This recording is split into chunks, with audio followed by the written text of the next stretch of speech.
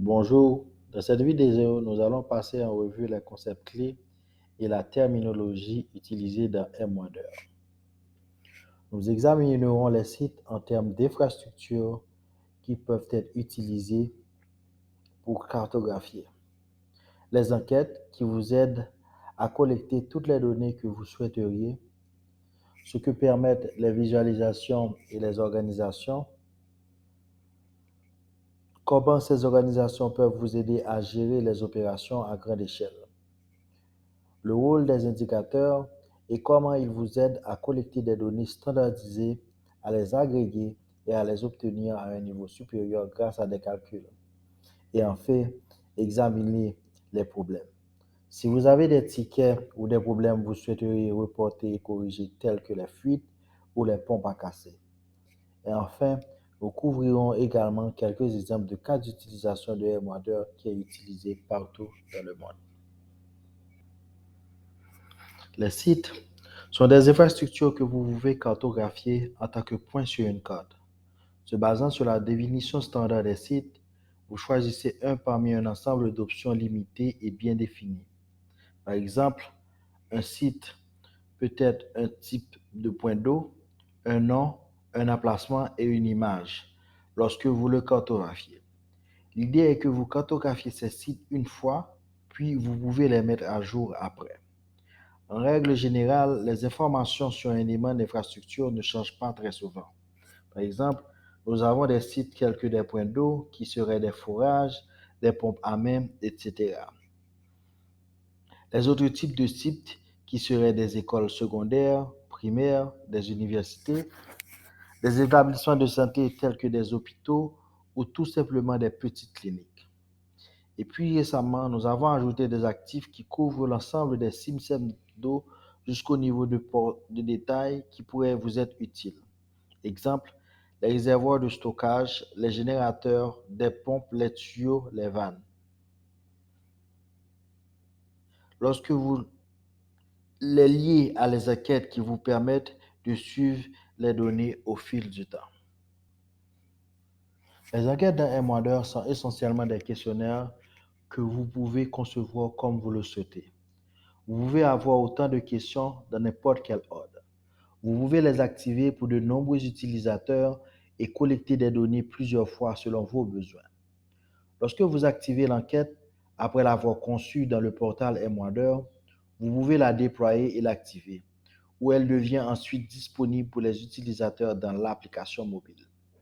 Une fois que les enquêteurs collectent des données dans l'application, vous pouvez ensuite les voir apparaître dans le portail en temps réel et les gérer, ce qui permet d'examiner ce qui a été envoyé. Vous pouvez l'approuver ou le rejeter, le commenter ou l'éditer en tant que gestionnaire. En conclusion, c'est une interface en temps réel pour gérer la collecte des données. Il existe différents types d'enquêtes comme les tests de qualité de l'eau, l'évaluation communautaire, la visite de suivi à domicile et l'enquête sur l'avancement du projet. M-Wonder a la capacité de combiner des sites et des enquêtes comme illustré ici. Donc, si vous avez été dans une communauté ou quelqu'un d'autre l'a cartographié en tant que site dans M-Wonder, une école de la communauté, une clinique de santé et tous les points d'eau, cela ne doit être fait qu'une seule fois. Puis, vous pouvez venir connecter les réponses de l'enquête à ces sites et vous pouvez le faire au fil du temps. Afin que vous puissiez poser toutes les questions que vous désirez, vous pouvez revenir et le faire quand vous en avez besoin. Vous pouvez ensuite construire cette image des données au fil du temps avec le moins de répétitions possible pendant que la plateforme facilite la visualisation et l'analyse de ces données. Enfin, sur les sites, M-Wonder a ce concept de clé d'autorisation de site. Les sites peuvent être considérés comme publics, auquel cas ces points sur la carte sont visibles pour toute personne visitant la plateforme et tout le monde peut les modifier. Les sites peuvent être considérés protégés, ce qui signifie que tout le monde peut les voir, mais seulement vous ou l'organisation qui l'a défini peut les gérer. Et enfin, les sites privés où seule l'organisation qui est configurée pour les gérer peut les voir et les éditer. Nous recommandons d'utiliser le mode protégé car cela aide le secteur où que vous travaillez à avoir une meilleure image de ce qui a été fait tout en protégeant vos données. Et bien sûr, vos données d'enquête vous sont privées par défaut. Nous vous recommandons donc d'utiliser des autorisations de sites protégés, même si le choix vous incombe. Emuador offre de nombreux outils pour visualiser et analyser les données. Il se décompose en 4 options différentes, comme vous pouvez le voir dans le menu des visualisations. Les consoles, dans notre terminologie, signifient essentiellement un seul endroit qui rassemble tout. Donc, une console est une combinaison de ces autres éléments, tableau de bord, code et grille de données. Un tableau de bord, pour nous, est une visualisation d'une page qui peut contenir n'importe quel nombre de widgets tels que des graphiques, des tableaux, des cartes, des photos, des calendriers, etc. Ceux-ci peuvent provenir d'une source de données telle comme une enquête ou plusieurs enquêtes. Mais l'idée est que tout soit sur une seule page. La carte est une visualisation séparée qui vous donne des cartes sur une page entière lorsque vous voulez simplement regarder quelque chose sur une carte à grande échelle.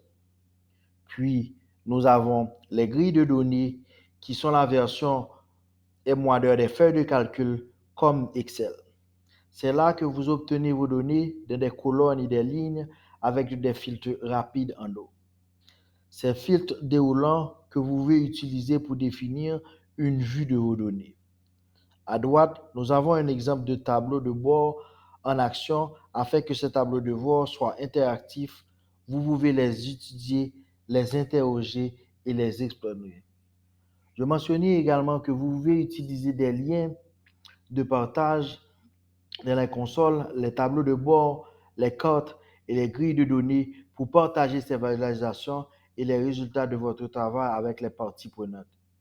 Et ils n'ont même pas besoin d'une connexion, ce qui est puissant pour les organisations. Dans Emuador, il est conçu un moyen pour gérer des équipes, des bureaux dans toute une grande zone ou même à l'échelle mondiale, à quel qu'il soit la clé des opérations. Dans Emuador, voici un exemple d'arborescence d'organisation. Vous pouvez voir qu'il y a des équipes et des utilisateurs de chacun. Donc, si vous êtes un utilisateur dans l'une de ces branches, vous n'aurez que des autorisations pour cette branche et pas les autres par défaut. Si nous parlons de ce qui est visible sur une carte, ce qui est visible dans une enquête, vous pouvez le gouverner par équipe. Vous pouvez le gérer par emplacement afin que les équipes ne voient que celles que l'on a besoin de voir. Et si elles ne voient pas les données, si elles ne peuvent pas les modifier, cela maintient également les données plus sécurisées pour vous. Il est facile pour vous de voir que ce qui se passe, ce qui a été ajouté et supprimé des utilisateurs si les organisations utilisent Emuador pour plus d'une enquête. À présent, jetons un coup d'œil aux indicateurs. Ce sont des outils pour collecter des données standardisées et agrégées. Les indicateurs peuvent également calculer ces résultats de haut niveau à partir de nombreuses questions. Ainsi, dans notre exemple de l'ODD 6.1 niveau de service de l'eau pour les ménages, un indicateur peut signifier avoir beaucoup de questions dans votre enquête sur la qualité de l'eau, le type de point d'eau, la distance jusqu'à lui, où est-il situé et ainsi de suite. Puis, le résultat de l'indicateur peut également calculer ce niveau de service automatiquement pour vous. Les indicateurs incluent les calculs et ils se sont séparés des enquêtes et des sites.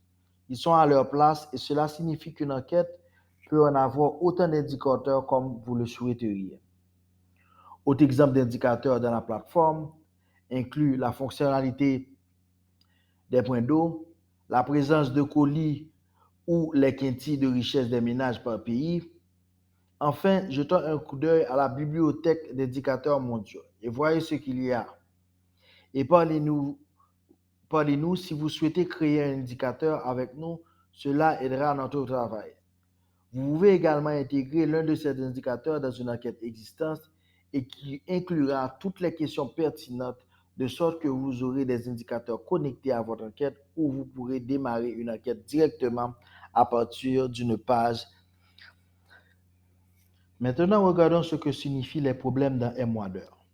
Ce sont des tickets, un moyen de suivre et de gérer les problèmes qui surviennent principalement avec l'infrastructure. Par exemple, si une pompe est cassée ou s'il y a une fuite quelque part ou s'il y a une panne de courant, vous pouvez ouvrir un problème, l'attribuer à un utilisateur, collecter des informations, créer sur ce qui ne va pas, puis garder ce problème ouvert et actif jusqu'à ce qu'il soit résolu, afin que vous puissiez imaginer un problème de temps d'arrêt de point d'eau où il est ouvert avec des informations initiales mises à jour au fur et à mesure que les choses progressent, puis résolu et fermé.